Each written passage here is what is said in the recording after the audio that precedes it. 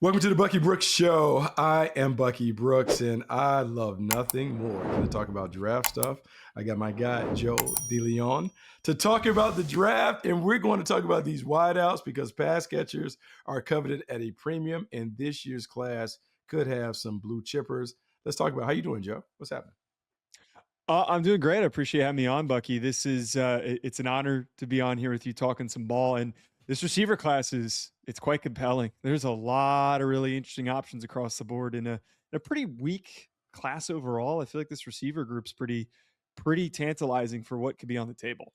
Yeah, no, like really good wide receiver class. And I think what's so interesting is we are almost coming to a crossroads when it comes to evaluation and value where teams are going to have to decide, are we going to plump down? We just saw the deal that Jaxon Smith-Njigba got. We're talking about $40 million for a wide receiver one.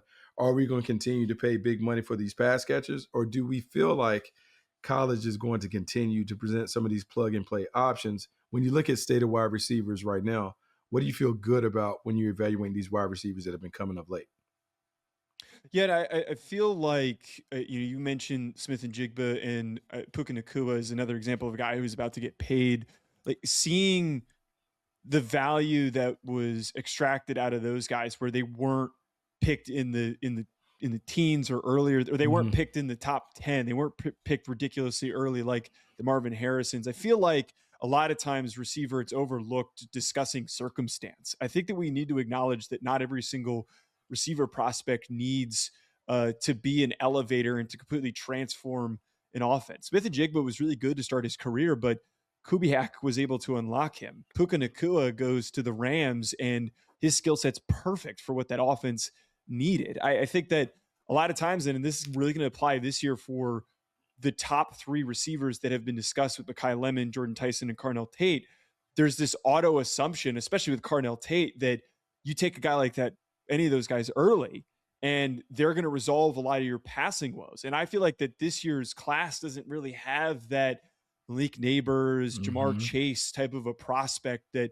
you could take that swing on. I'd much rather be more patient and look a little bit later on in the first round or somewhere in the second round to find a guy that fits the right circumstance. I just overall, I'm always a little bit perplexed by this just desire to draft a guy because he's considered the consensus number one receiver when, he needs a creative offensive play caller. He needs a good quarterback sometimes, and we can't just assume those players are going to always hit the ground running. Yeah, no, it's so funny. Early in my scouting career, like the one thing that always came up was the number one part of the evaluation process is fit and scheme. How does this player fit into a given scheme? How does he fit with the coaching staff and the play caller and those things? Can they elevate them to where, look, he may be systematic, but the system is so good that he's going to be a star in that system, so that gives him more value.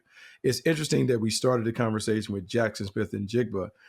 I find it funny that people are now talking about him as the number one receiver in the game when in the draft, there was a lot of conversation about him and uncertainty because he only played 3 games his final season at Ohio State due to a hamstring injury. A guy that I value and think a lot of, Jordyn Tyson, has been dealing with similar injuries and those things. But maybe when you look at the tape reveals a very polished playmaker. What are your thoughts on the Arizona State standout? He has been one of the most complicated players. I don't know about you, but for me to just talk about, and every time I get asked about him, I'm like, well, this is the best receiver in the class, but his injury history, serious injuries that he suffered in multiple stops at the beginning of when he was at Colorado and then multiple times at Arizona State, his projection is so muddled. And I do like that you bring up Jaxon Smith-Njigba in this picture because Smith-Njigba didn't finish his career on a high note in terms of how he was able to step on the field. And he's been nothing but healthy in the NFL. There's a hope there that you're getting that with Jordyn Tyson. And here's the thing, and I don't know if I'm being too ridiculously bullish, but I said this over the summer. I see his ceiling being Justin Jefferson. I see a guy that is super smooth, can win in multiple areas of the field, has a very diverse route tree. The thing that I was just so blown away with him is just how easy he moves. And that is always like the one A thing that I always look for. That just like the number one thing that I look for in receivers is how smooth are you? I don't need you to be a ridiculous burner. I don't need you to be a big framed, masculine presence that's just going to completely overpower everybody. There's different play styles that work for different players.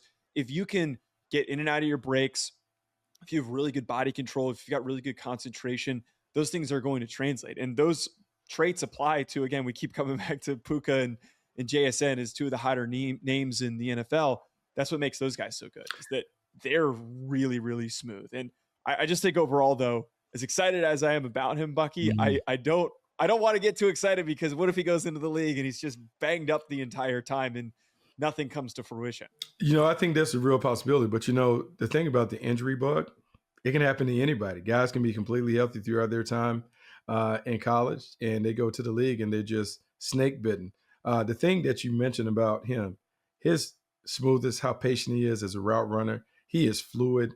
I just loved him. And I love the fact that, look, he's played in the slot, he's played outside. And the comparison you talked about, Justin Jefferson, I compare him to JSN because that's what I wrote in my notes from the time I watched him. Like, man, this guy is playing at just like Mozart's pace. Like, he is just being able to get it done, the ball skills, the acrobatic grabs. He does it over the middle. The fact that he played in the slot, can go outside very much like JSN. To me, he's a wide receiver one all day. It's just we have this big caveat that we have to hang around him, which is the injuries. And that is something that is a real concern, and one that teams have to continue to talk about. And so even though he may rank as the number one player of the position, he may be the third or fourth to come off the board because of the injury concerns. I got to talk to you about this guy because I feel like this guy is buzzing of late. And some of that is I would say, like, we get caught up in the trend of following the national champion, but some of it is people really digging into his game. And that's Omar Cooper from Indiana. Give me your thoughts on the playmaker. Yeah, I think that Omar Cooper has been really fun to track throughout this whole process, because coming into the season, it was all discussion on Elijah Surratt, his teammate. And Surratt's a great player. He's he was a solid target and reliable target for Fernando Mendoza. But like, I felt like when Omar Cooper was on the field, he had just so many splash plays, and it's translatable for me for what kind of value that he can bring to the NFL. And his athletic testing was where I felt pretty vindicated. Him running in the 4.4s, 37-inch vertical, like just the explosiveness that he provides that maybe we didn't get enough context of when he was at Indiana. The one thing you brought up, he really is a hot name as of late. And it always gets weird when you have a prospect like this that you like and you value as someone who, if he went at the beginning of the second round, and then suddenly, because of momentum and him playing a premium position, he starts to work his way into mock drafts into the back end of the first and starts to continue to build more and more steam. I kind of wonder if he has a little bit of that Matthew Golden effect this year, where the testing was so good, not the same type of player, but the testing was so good that he starts to vault himself into this upper discussion and maybe is the first guy of that second tier of receivers after Lemon, Tate, and Tyson are off the board. Yeah, it's such a fascinating thing. And I'm glad you brought up Elijah Surratt, because when I was going into the evaluation, so much of what we heard was about Surratt. And I'm looking at like, okay, hey, give it to me. Let's see what he is. And he is a fine player. He does a really good job, back shoulder phase, all those things. But then the more that you watch in the end, you're like, oh, Cooper is the one that kind of makes it go. He's the route runner. He is the one that is patient and disciplined, not necessarily explosive or dynamic, but just steady Eddie when it comes to it. And I wrote down in my notes, chain mover. The funny thing, I also wrote in my notes, like, man, he'll be an ideal third receiver on a really good team. And now the buzz and the momentum that we're speaking of, we're talking about him in the first round.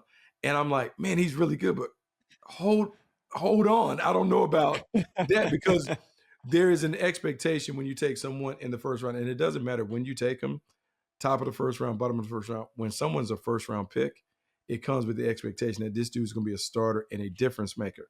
And I do think he can make a difference, but in a role that really fits his skill set, which is that as the possession receiver that does all the dirty work and those things.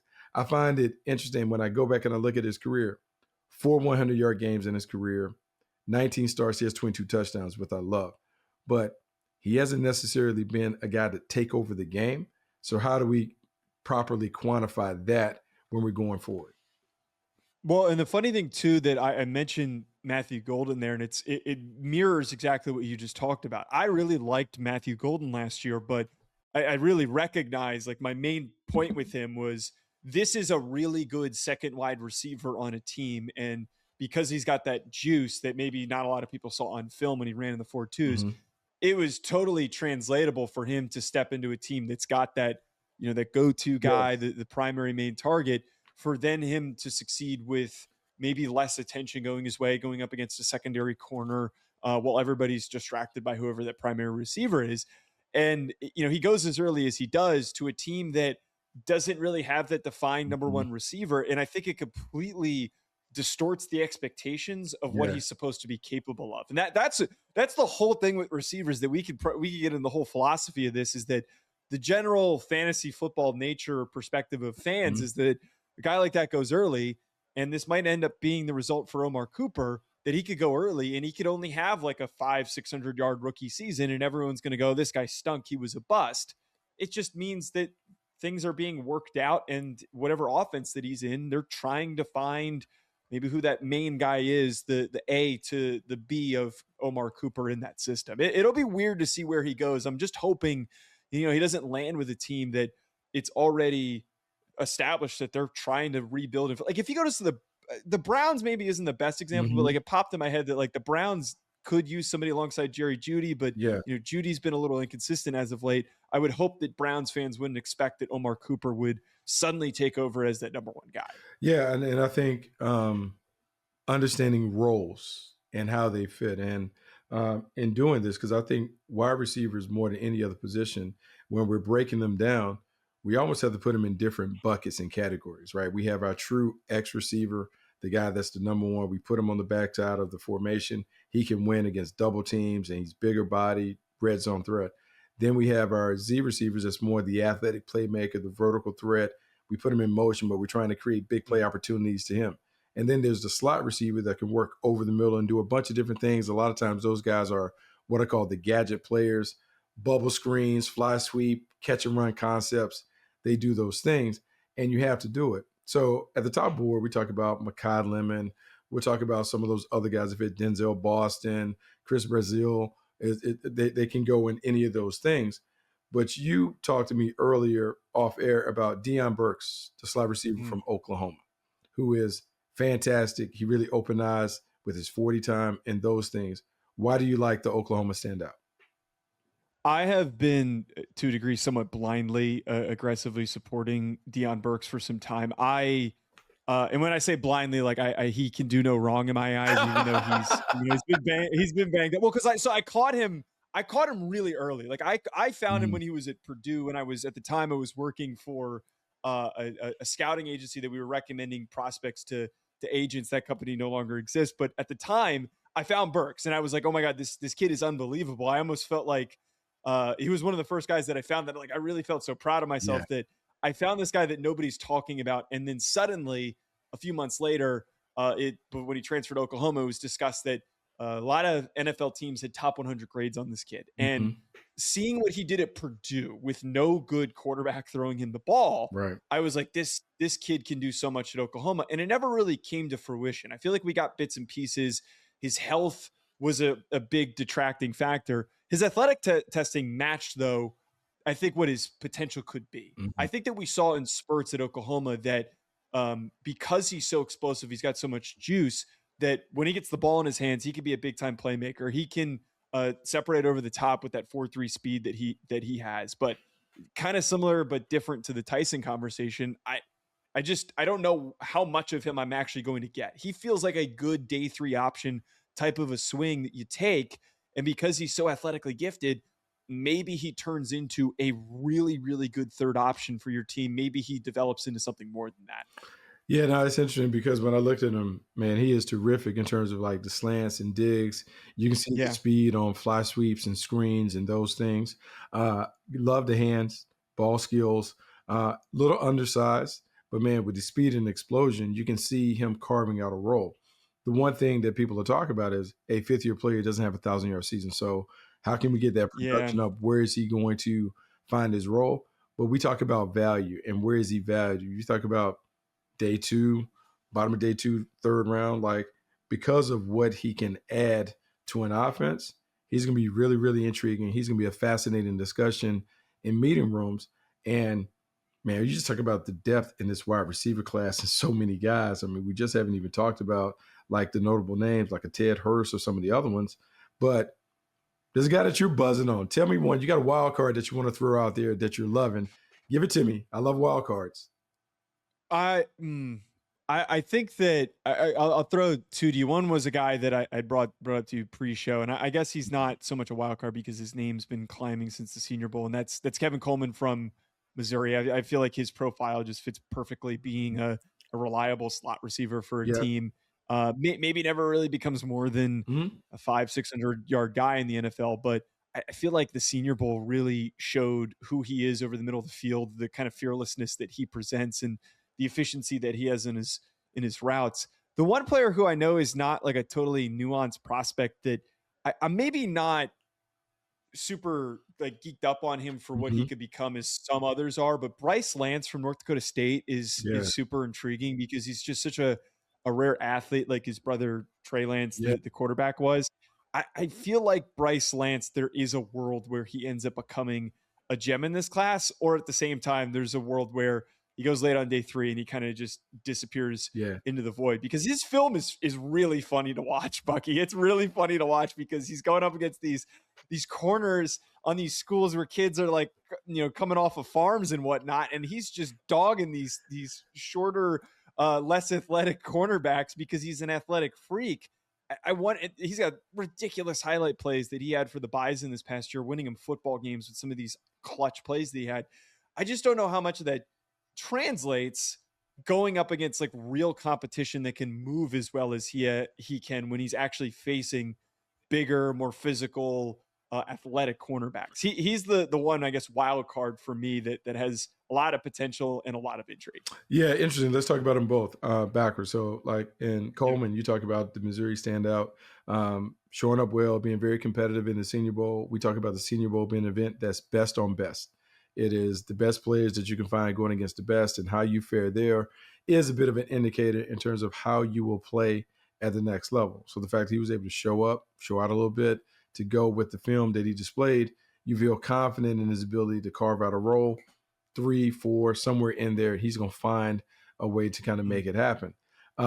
With a small school standout in Lance, the thing that you're looking for is, do they dominate their level of competition? Are they a dominant player? You talk about the little farm hands getting on the field and he's obliterating them.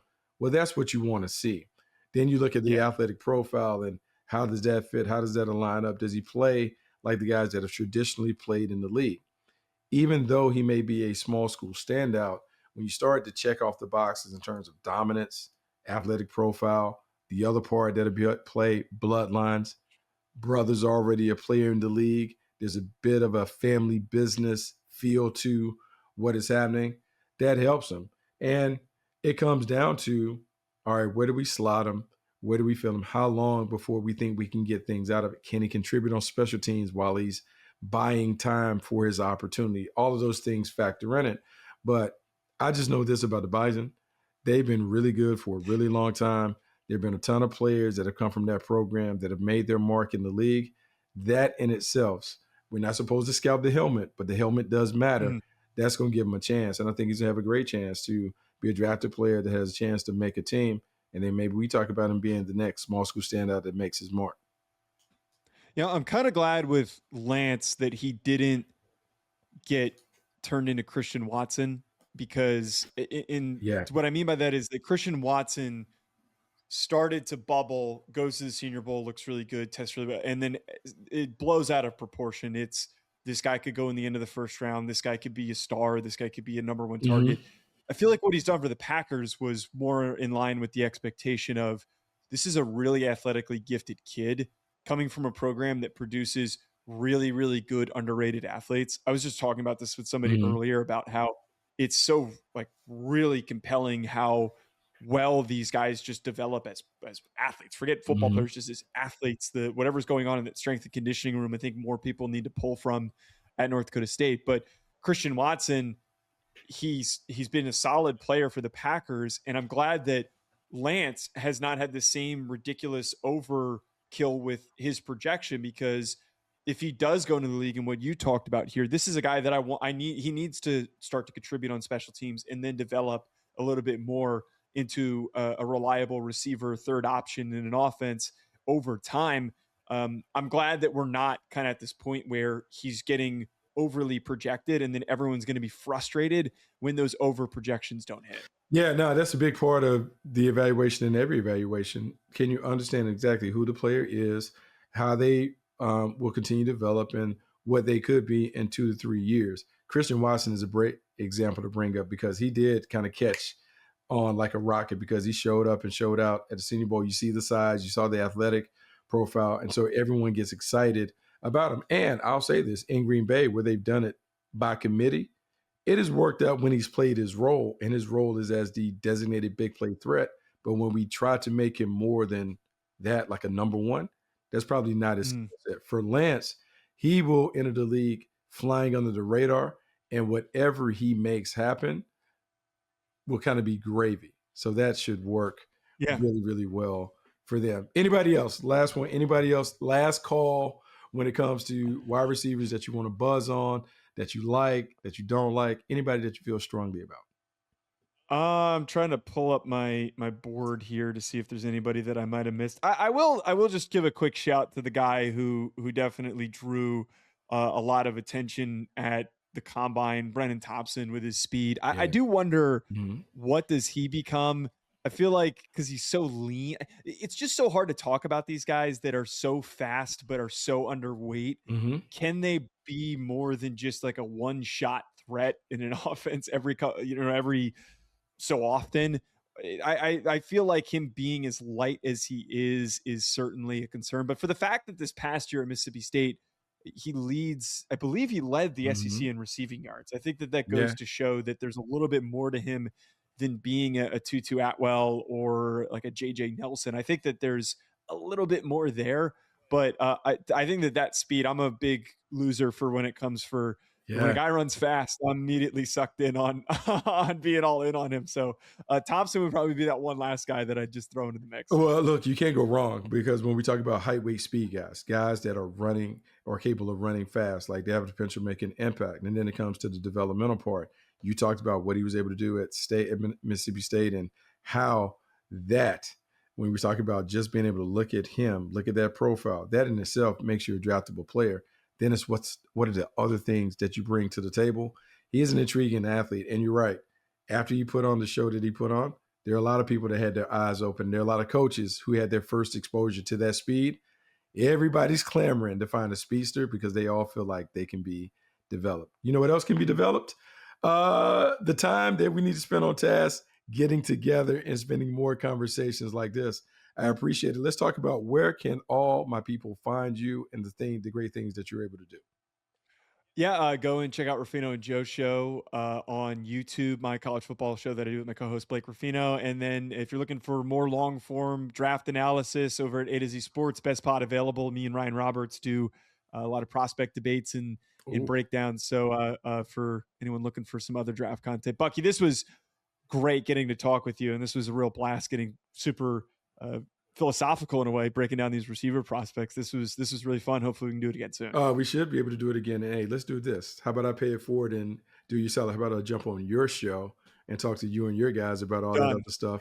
We'll do that. And then we'll get you back on here doing the process. So thanks so much for coming on the Bucky Brooks Show. Guys, thanks for tuning in. It is always fun to talk about NFL draft picks with people who know what they're talking about. Until next time, I'm Bucky Brooks, and I'm out.